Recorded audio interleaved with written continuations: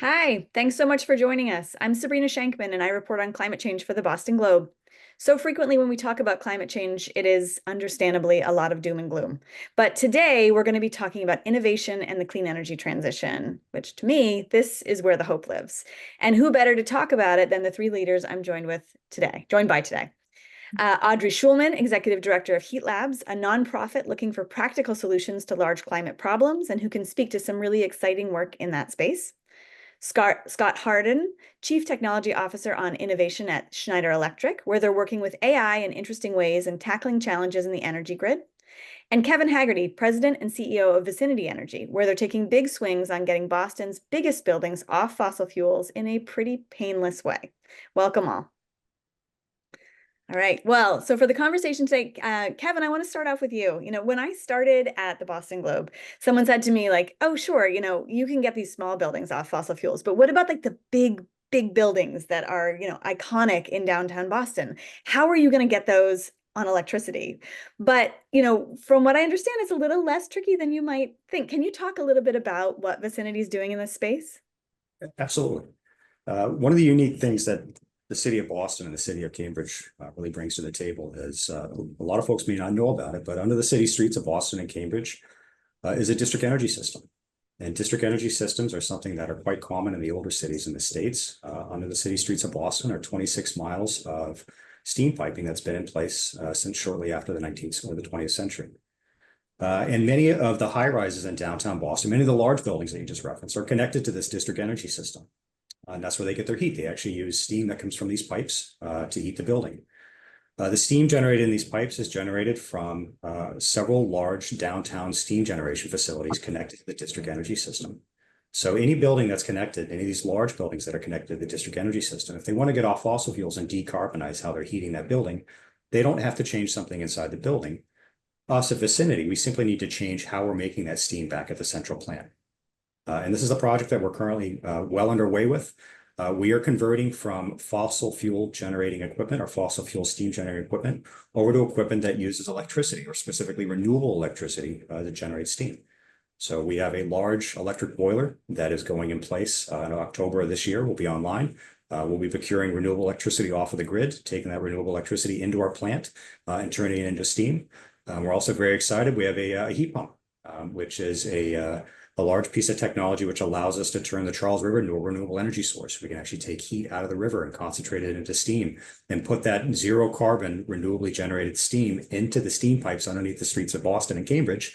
And then the buildings can use that as a heating source. So it's a really exciting way to be able to decarbonize some of the hardest buildings to decarbonize in these dense urban cores, as long as you have a district energy system. And Boston is very fortunate in that we do have a very large district energy system that we can leverage to decarbonize these large buildings quickly. It's so cool. I mean, it seems kind of magical to me. But so you mentioned it's already underway. What's the timeline for this, being something that's just happening?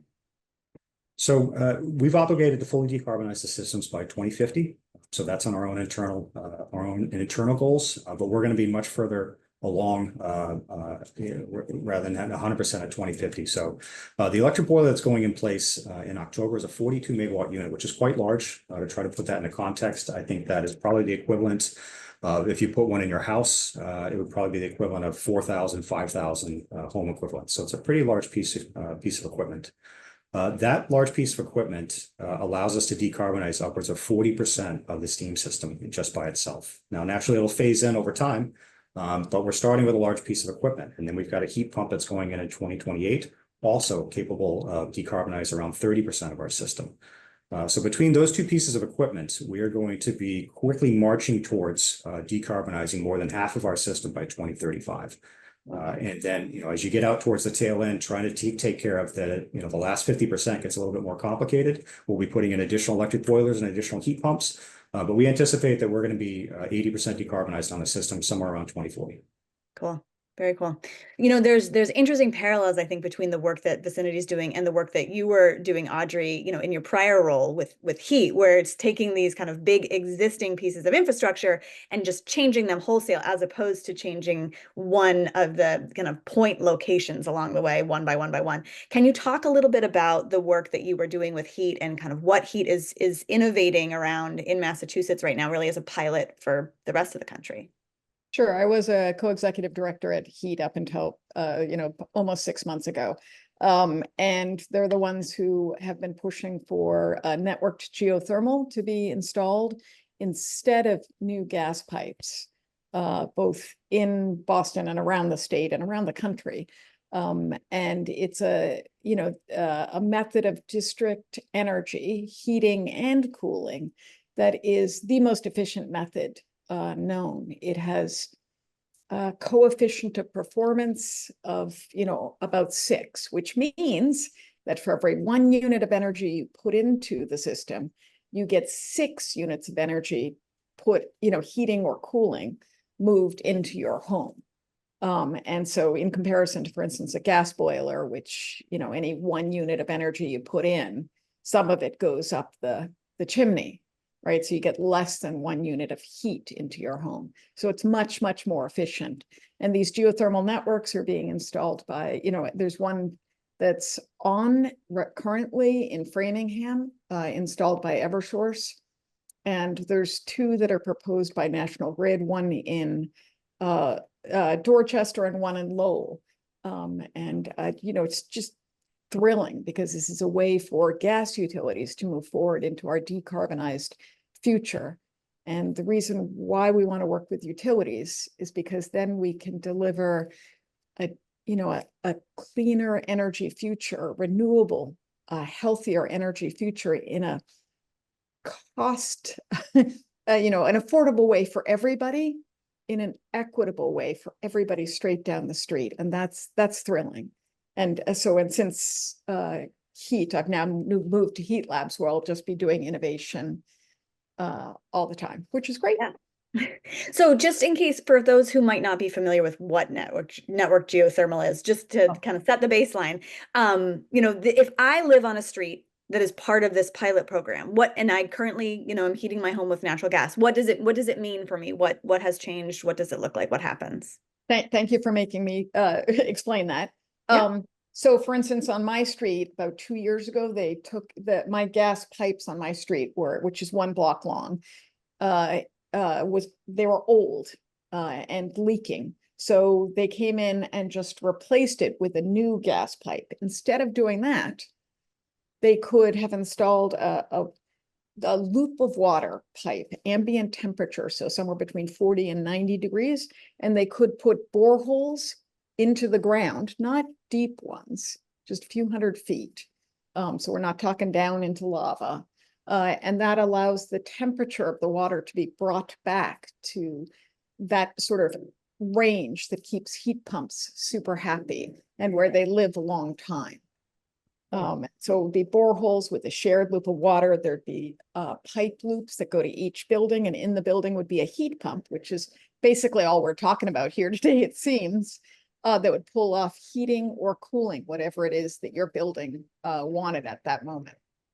All right. Very cool. Thank you for that explanation. Okay, so this moves us to Scott, because Scott, you're at Schneider Electric. A lot of what we're talking about when we're talking about the clean energy transition revolves around electricity. And what I think is really fascinating, and I want to hear all about, is the way that Schneider Electric is thinking about grid innovation and AI. Because we know there's so much potential and also pitfalls when it comes to AI. So can you tell us a little bit about the work that you're doing and kind of how you're rethinking how the grid's going to work in the future? Yeah, glad to talk about that. So, from our perspective as a global energy management company, we touch on a lot of these different subjects, and I like the way that it was characterized by both Audrey and Kevin, because the way we're thinking about it is similar. We see this as a problem to solve for with a system of systems, right? And the grid is certainly going to be what we would consider almost a platform in a system of systems. The way we are looking at, how energy is delivered is going to have to change. As the grid has been around obviously for decades, but it wasn't necessarily designed for the context of how energy needs to be delivered in the future, especially with a lot of the renewables that are coming online. You're moving from unidirectional power flows to multi-directional power flows. And this is where computer technology is going to be absolutely essential. And so the way we are the way we are really thinking about this is, one, you have to actually think about, first off, by definition, what is the grid? The grid right now, for most people would think about it going from essentially central generation to a meter, and it's going well beyond the meter now, right? And so you have this huge ecosystem that requires a lot of advanced orchestration. And so how we are thinking about this from a system of systems perspective is, how do you start to leverage AI, as you mentioned, to build in autonomous operations into the grid, because you're going from having, thousands of points of generation to literally millions of points of generation that are either behind the meter, in front of the meter, or somewhere in between. And so we're thinking that ultimately, it's really going to be a system that is going to be defined by software more than it ends up being defined by hardware. And AI is going to play an absolute critical role in that. What we are seeing recently, and it's just a fascinating trend, though, is that with the advent of generative AI, which is a lot different than a lot of the AI that, we've been utilizing, for many, many years with different types of systems, is the absolute energy demands on the data centers that actually drive generative AI. And what I think is really going to drive a conversation that we have been talking about, kind of essentially load increase on the system, I think it's going to become more exponential. And so what I like is it doesn't solve for it, addresses a problem, or it brings to light a problem around, what could potentially be a situation for energy scarcity, is now we have not only the demand for fueling AI-driven data centers on top of all of the other electrification technologies that exist in commercial and industrial infrastructure, e-mobility, et cetera. And so this is really how we're trying to think about this from a software perspective, is how do you essentially create what could become an organizing layer for this complex ecosystem of energy participants and generation capabilities. Yeah. I mean, that's so fascinating, because it does really highlight the challenge ahead too. Yeah. I think that one thing, when I talk to folks who are not working in this space, but who are kind of interested, there's not always a great awareness of this idea that part of this transition means going from largely like power plants and, hydroelectric dams and things like that are creating energy, and you can plot them on a map, and there's, red dots here and there around the ISO New England grid, to something where my electric vehicle in the driveway, the solar panels on my roof, everything has turned my home into a multiple point generator of electricity, along with all of my neighbors and every community solar farm and every offshore wind and every small onshore wind facility. So I mean, the sheer volume, I mean, that's what you were getting at, but I just wanted to pull it apart a little bit. And I don't know if you want to talk a little bit more about kind of that complexity, and how you even wrap your head around what to expect 5 years, 10 years, 15 years down the line. Yeah. The energy systems were all driven around movement of electrons, right? And as I said, the movement in kind of a single direction, right? And now the energy systems of the future are really going to be driven by the movement of data, right? And how that data is going to be produced by so many different participants. As you were describing, what we call a prosumer, right? Somebody who not only is going to be a consumer at home, but actually they're going to be producing energy as well. And they're going to become participants in this very complex and dynamic system.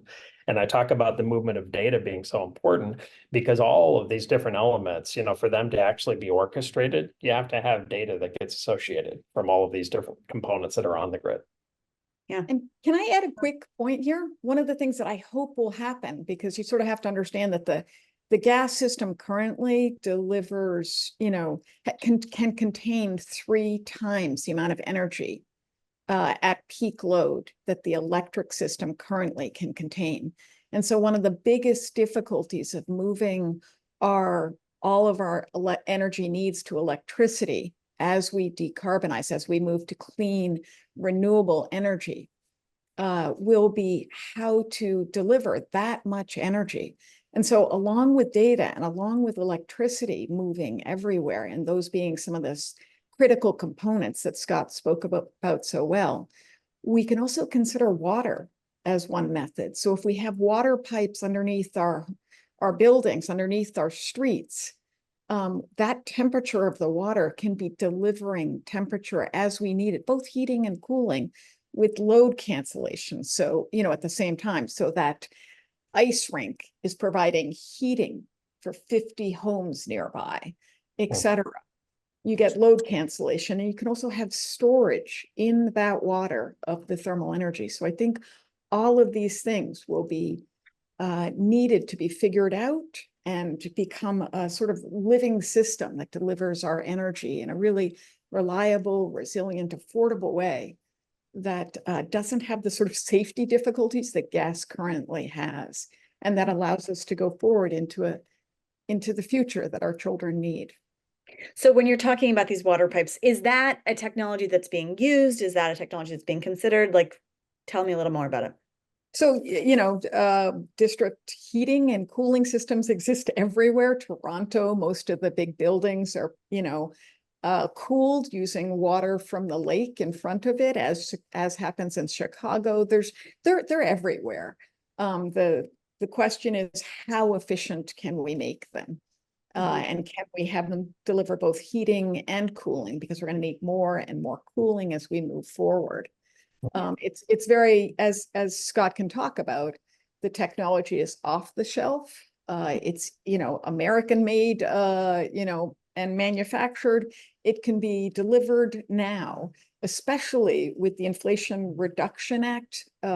It's a really good time to be doing it.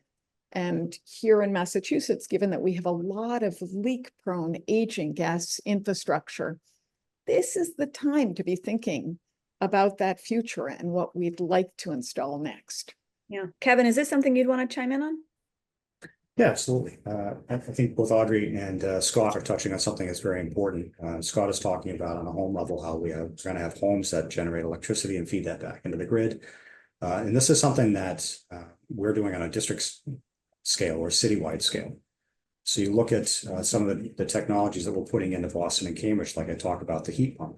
So the heat pump is currently being configured where it is going to be taking heat out of the Charles River and concentrating that heat and sending it out as steam, so the buildings in Boston and Cambridge can use that decarbonized steam to heat the building.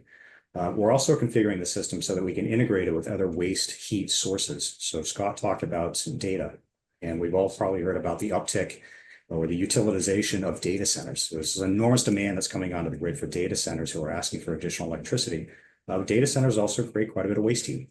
So that's something that we're looking at from an integration standpoint. Now that we have a piece of equipment that collects low-grade heat and concentrates it into heat that people can use, what types of heat sources can we co-locate with? Can we co-locate next to a data center, which spins off a lot of waste heat? So we can take that waste heat and concentrate that and use that to heat the cities of Boston and Cambridge. Lab space spins off a lot of waste heat.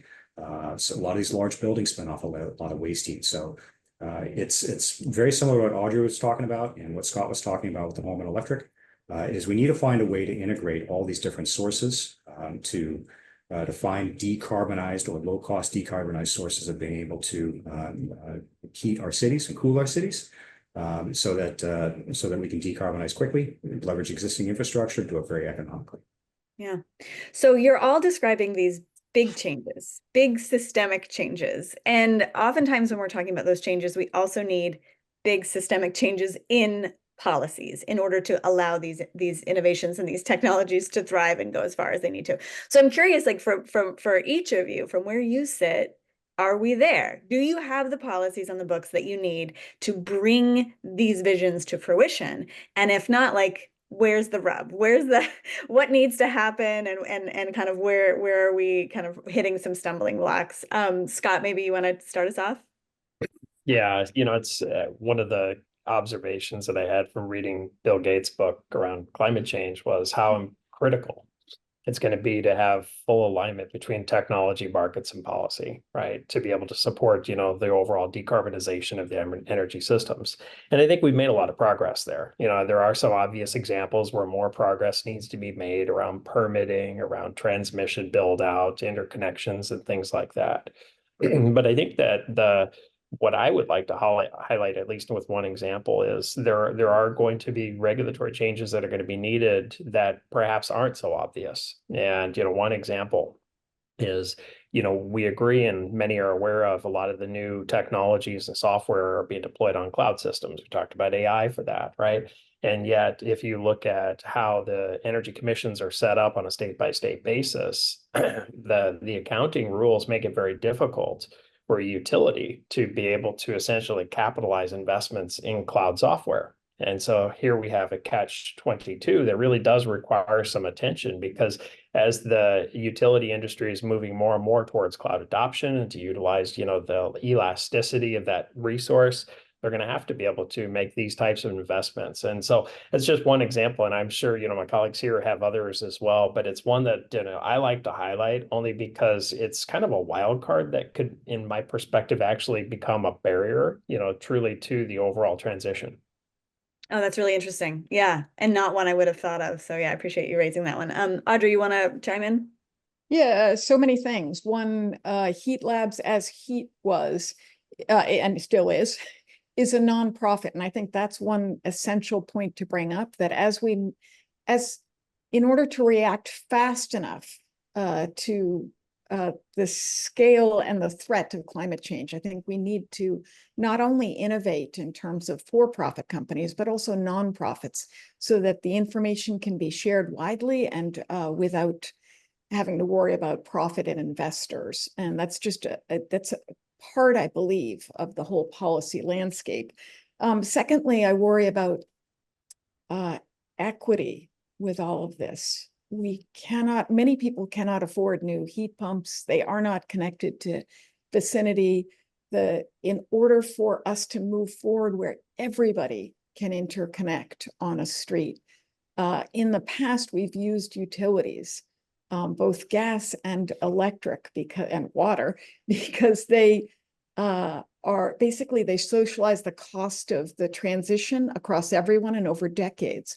So it's not too much for any one of us. And there's a series of legislative and regulatory changes that need to be enabled to allow that to happen, including paying for all the building retrofits that need to happen, such as weatherization, heat pumps, electric panel upgrades in every building, and to make it the least expensive for everyone.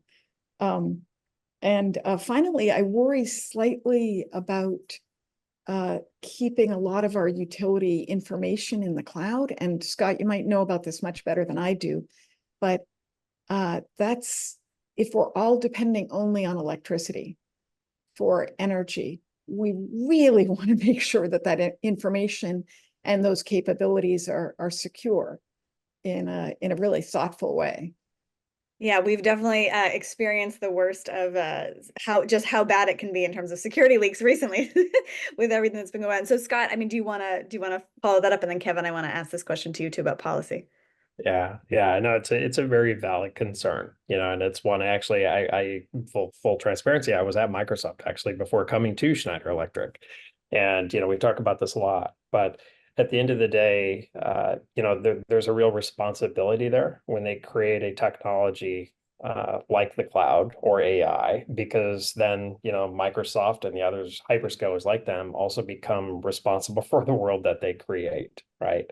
And so I think that there is reason to be encouraged from my perspective, and I'm speaking, for Schneider and the work that we're doing, at least in partnership with the cloud providers, that they are making the investments to secure data, to secure, the privacy of information within the cloud systems that are probably going to be well beyond, what any given utility is going to be able to invest. And so I would say that, it's not necessarily an either or. What I have found, encouraging in the work that I've been doing are the partnerships that are emerging, We are working, very closely with PG&E, for example, in California, and so is Microsoft. And it's that kind of three-party collaboration where we're addressing some of these topics, just like that. And I would hope that, for concerns like this, as they continue to come up, perhaps it's going to be those partnership conversations that are actually kind of surface these things and help address them.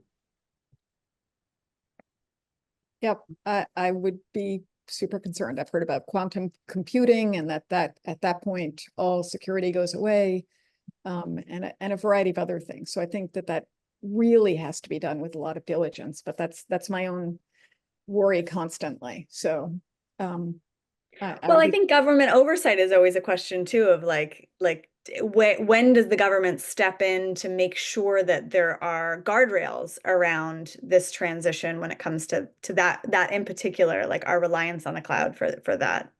Yeah, and is there something that is there a step change here in terms of speed and of response, and can government or utilities or for-profit companies or nonprofits or anybody meet that speed? How do we deal with all of this? It's a really interesting question. And I would only add that it's not an either or proposition. It's not that the world of computing is going to move to exclusively cloud, nor is it going to retract from it either, right? And so very similar to kind of what we're seeing happen in the energy systems that are becoming much more distributed, much more integrated.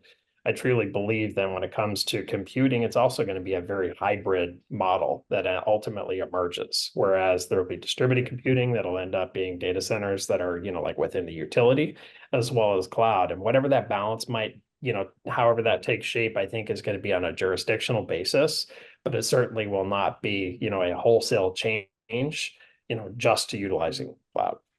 Yeah. Super interesting. So Kevin, I want to throw the earlier question to you, which to remind you was, where do we need changes in policy to help allow organization groups like Vicinity kind of bring their technology to the next level? So I think if you look at the policy front, I think Boston and Cambridge should be very proud of where they currently are on some of the sustainability policy that they're putting in place.